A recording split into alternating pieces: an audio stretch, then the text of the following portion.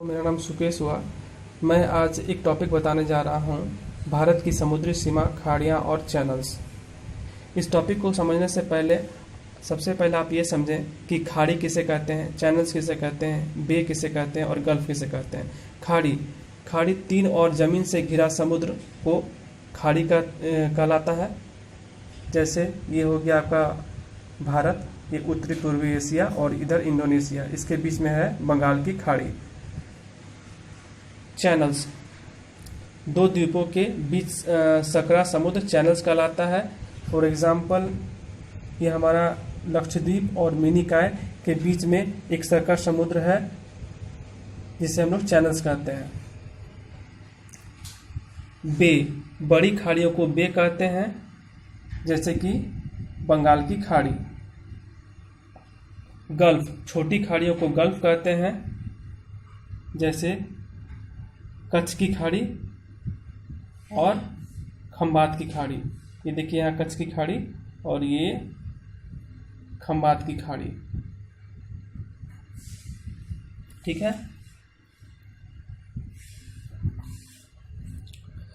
अब आ जाते हैं मेन टॉपिक पे कि प्रत्येक देश का अधिकार केवल तट तक नहीं होता है। प्रत्येक देश को समुद्रों में भी कुछ निश्चित दूरी तक अधिकार दिए गए हैं। ठीक है, क्योंकि समुद्रों में संसाधनों के भंडार है। यहाँ पे देखिए संसाधन समुद्र है, यहाँ पे संसाधनों के भंडार है और देश समुद्रों से संसाधनों को निकाल सके और अपना विकास कर सके, इसके लिए भारत को भी कुछ अधिकार दिए गए हैं। ठीक है, तो आसपास समुद्रों में देशों को अधिकार देने के लिए और उनकी समुद्री सीमा निर्धारित करने के लिए 1982 में एक समझौता हुआ था जिसका नाम अनक्लोज दिया गया। अनक्लोज का फुल फॉर्म है United Nation convention law of sea. ठीक है, इस संधि के तहत भारत के 3 समुद्री सीमा निर्धारित की गई है। फर्स्ट हो गया प्रादेशिक समुद्री सीमा, सेकंड अविच्छिन्न मंडल या संलग्न क्षेत्र, दूसरा अनन्य आर्थिक क्षेत्र। ठीक है, इससे पहले आप ये समझें कि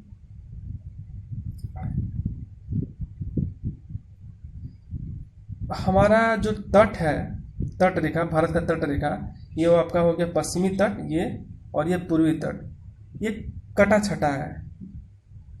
इस एक सीधी रेखा नहीं, मतलब दूर से देखने से सीधी रेखा दिखती है, लेकिन यदि नज़दीक जाएंगे तो इस टाइप के आपको कटे छटे नजर आएंगे। ठीक है, तो इस कटे छटे भाग को मिलाने वाली एक सीधी रेखा को हम लोग आधार रेखा बोलते हैं। ठीक है, समुद्री सीमा हमेशा आधार रेखा से ली जाती है। भारत की तट रेखा बहुत टेढ़े मेढ़े है, उसकी सीधा करने वाली रेखा को आधार रेखा कहते हैं। ठीक है, और तट और आधार रेखा के बीच जो जलीय क्षेत्र होता है उसे आंतरिक जल कहते हैं। देखिए, आंतरिक जल कहते हैं। अब आ जाइए टॉपिक पे कि पहला सीमा हो गया ये देखिए, इसे हम लोग बोलते हैं प्रादेशिक समुद्री सीमा। ये आधार रेखा से 12 समुद्री मील की दूरी तक लिया जाता है। देखिए 12 समुद्री मील। यहाँ पे भारत को संपूर्ण अधिकार होता है। जितना भारत को अपने भूभाग पे अधिकार है, उतना ही अधिकार इस क्षेत्र के अंतर्गत उसका होता है। ठीक है, समझ गए। अब आ जाइए दूसरा भाग, ये दूसरे समुद्री सीमा का नाम हो गया अविच्छिन्न मंडल या संलग्न क्षेत्र। देखिए अविच्छिन्न मंडल या संलग्न क्षेत्र, जिसको बोलते हैं कॉन्टिन्यूअस जोन। ये आधार रेखा से 24 समुद्री मील तक लिया जाता है। देखिए 24। ठीक है, इसके अंतर्गत भारत को 3 अधिकार दिए गए हैं। पहला साफ सफाई का अधिकार, दूसरा वित्तीय अधिकार, तीसरा सीमा शुल्क वसूली का अधिकार। सपोज कीजिए यहाँ से कोई जहाज, अफ्रीका से कोई जहाज आते हुए इस सीमा से गुजर जाता है, इस सीमा को क्रॉस करता है, तो उसे भारत को कुछ टैक्स देने होंगे। ठीक है, और यदि वो जहाज इस सीमा से पहले ही रिटर्न हो जाती है तो उसे भारत को किसी भी प्रकार का टैक्स नहीं देना पड़ता है। ठीक है। और तीसरे सीमा रेखा का नाम हो गया आपका अनन्य क्षेत्र, अनन्य आर्थिक क्षेत्र EEZ, जिसका फुल फॉर्म हो गया एक्सक्लूसिव इकोनॉमिक जोन। ठीक है, ये हो गया। इसकी दूरी आधार रेखा से 200 समुद्री मील तक लिया जाता है। ठीक है, एक मिनट, सॉरी, यहाँ पे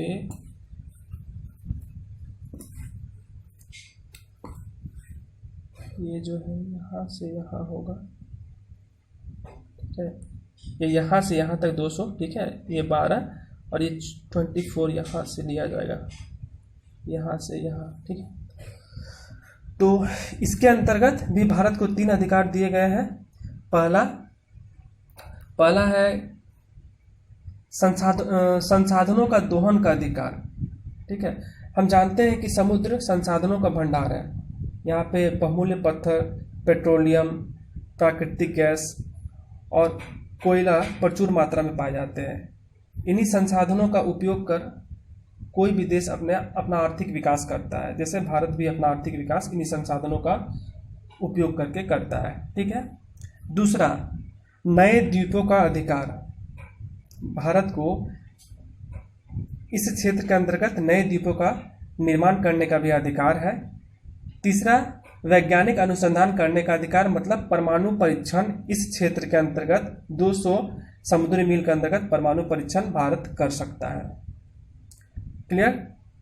और इसके बाद का जो क्षेत्र हो गया उसे हम लोग उच्च सागर बोलते हैं।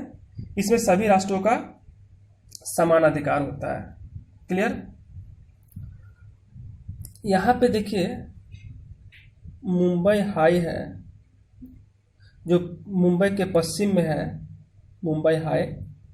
ठीक है, इसमें क्या होता है, इसमें क्या है कि भारत का सबसे बड़ा तेल क्षेत्र मुंबई हाई है।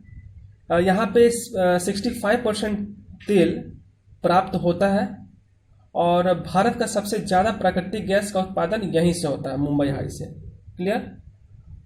अब ये खंभात की खाड़ी, ये देखिए खंभात की खाड़ी है। यहाँ पे 2 नदियाँ अपना मुहाना बनाती है, नर्मदा और तापी, जो कि पश्चिम की ओर बहती है। ठीक है, और ये फिर अंतिम में अरब सागर में जाके मिल जाती है। अब आ जाते हैं चैनल्स किसे बोलते हैं। ठीक है, चैनल्स मैंने बताया कि 2 द्वीपों के बीच सरकरा समुद्र चैनल्स कहलाता है। ठीक है, तो इसको समझिए आप कि ये सपोज ये ग्लोब हो गया, ये हो गया आपका विषुवत रेखा।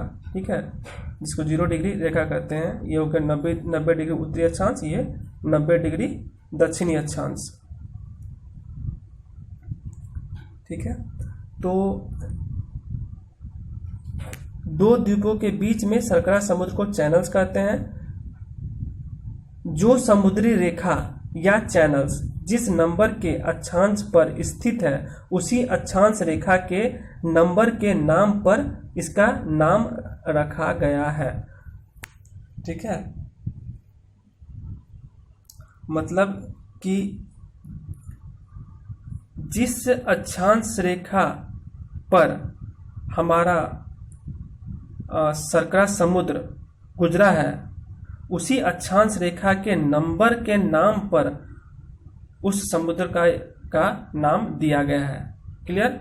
जैसे ये 8 डिग्री, तो इसको बोलते हैं हम लोग 8 degree channel, 9 degree channel, 10 degree channels. ठीक है, जैसे ये हमारा हो गया लक्षद्वीप। ठीक है, उसके दक्षिण में मिनिकॉय और उसके दक्षिण में हमारा मालदीव। ठीक है, मालदीव है। तो लक्षद्वीप और मिनिकॉय के बीच 9 डिग्री चैनल्स गुजरा हुआ है और मिनिकॉय और मालदीव के बीच में 8 डिग्री चैनल गुजरा हुआ है। ठीक है, इधर देखिए ये हमारा हो गया अंडमान निकोबार। ठीक है, तो अंडमान निकोबार में भी आपका जैसे ये अंडमान का भाग, ये निकोबार का भाग। अंडमान में भी है आपका उत्तरी अंडमान, इसमें सबसे हाईएस्ट पीक को हम लोग बोलते हैं सैडल पीक, ठीक है। दूसरा हो गया मध्य अंडमान, ये सबसे बड़ा है। तीसरा हो गया दक्षिणी अंडमान, दक्षिणी अंडमान में ही राजधानी हमारा पोर्ट विलियम राजधानी इसी में है। उसके बाद हो गया लिटिल अंडमान, ठीक है। ये हो गया निकोबार का दो भाग हो गया, कार निकोबार और ग्रेट निकोबार। तो लिटिल अंडमान और कार निकोबार के बीच में 10 डिग्री चैनल्स गुजरा हुआ है। तो इसमें क्वेश्चंस पूछ सकते हैं कि 10 डिग्री चैनल किन द्वीपों के बीच से गुजरा है, तो हमारा आंसर होगा लिटिल अंडमान और कार निकोबार। 9 डिग्री चैनल किन द्वीपों के बीच से गुजरा हुआ, तो हमारा आंसर होगा लक्षद्वीप और मिनिकॉय। 8 डिग्री चैनल किन द्वीपों के बीच से गुजरा है, तो हमारा आंसर होगा मिनिकॉय और मालदीव। क्लियर।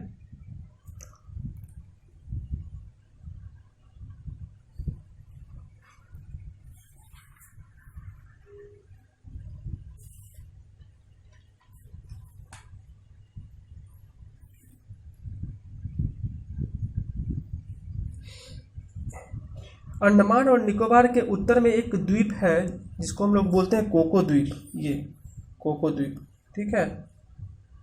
इसमें म्यांमार का अधिकार है। कोको और अंडमान के बीच एक चैनल्स है, कोको और अंडमान के बीच एक चैनल्स है जिसको हम लोग बोलते हैं कोको चैनल।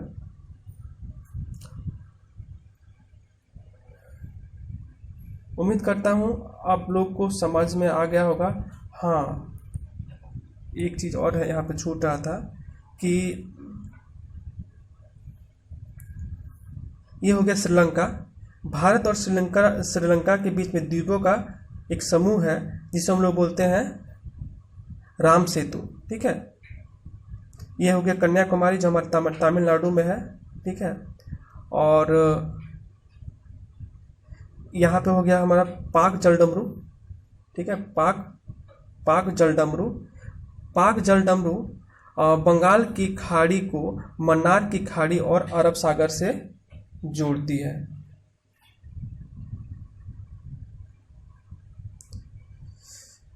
ठीक है, थैंक यू।